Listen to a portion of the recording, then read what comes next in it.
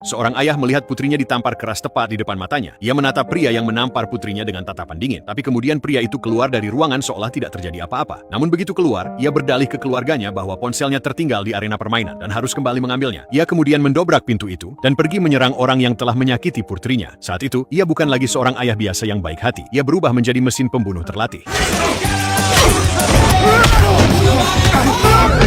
Dalam waktu kurang dari 5 menit, seluruh arena permainan berubah total olehnya. Ia pun sempat diinterogasi oleh polisi setempat. Polisi itu memperingatkan agar tidak membuat onar lagi, dan pria itu akhirnya dibebaskan. Saat ia mengira masalah sudah selesai, keesokan harinya ia membawa keluarganya ke taman hiburan dan melihat sekelompok polisi mengawasi mereka. Ia menyadari orang-orang ini tidak akan membiarkannya begitu saja. Demi keamanan, ia segera menghubungi temannya. Mereka memberitahunya bahwa penjaga permainan itu memiliki koneksi jauh lebih rumit daripada yang dibayangkan. Ia adalah orang nomor 2 di geng terbesar kota, memiliki hubungan erat dengan polisi, dan pemimpin Londina jauh lebih menakutkan, tidak seperti geng tradisional.